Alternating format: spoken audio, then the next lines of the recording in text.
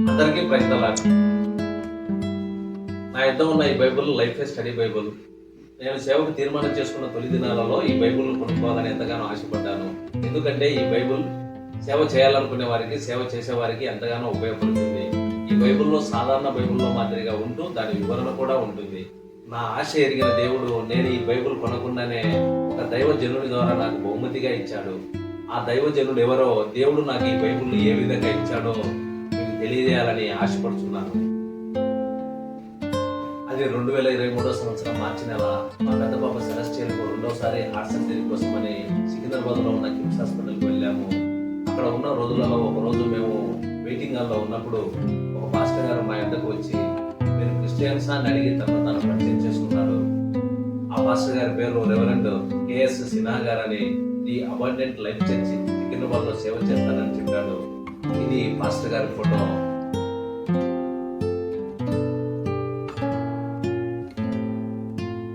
ఇది పాస్టర్ గారు ఇచ్చిన బైబుల్.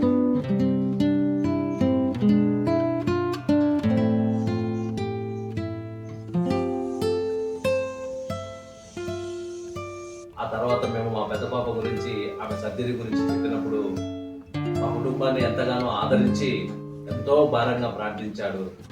ఆ తర్వాత నేను నా గురించి చెప్తూ, పాస్టర్ గారు నేను సేవకు సమర్పించుకున్నాను, సేవ చేయాలని ఎంతగానో ఆశపడుతున్నాను, ఎప్పటి నుంచో లైఫ్ స్టడీ బైబుల్ కొనుక్కోవాలనుకుంటున్నాను, మీ వద్ద ఏమన్నా తక్కువకు దొరుకుతుందా అని అడిగినప్పుడు ఆయన నేను అనుకుంటలే సునీల్ గారు అని చెప్పి నా ఫోన్ నెంబర్ తీసుకున్నాడు. ఆ తర్వాత కొద్ది రోజులకు మా పాపకు హార్ట్ సర్జరీ అయింది. తాను కోలుకున్న తర్వాత డిశ్చార్జ్ చేశారు.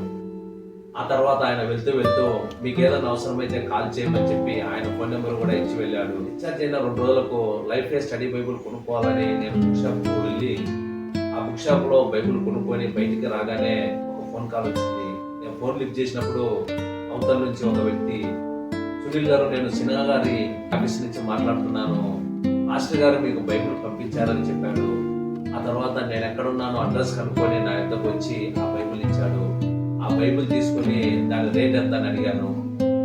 లేదు సునీల్ గారు, పాస్టర్ గారు మీకు ఇది గిఫ్ట్ గా ఇచ్చాడని చెప్పాడు.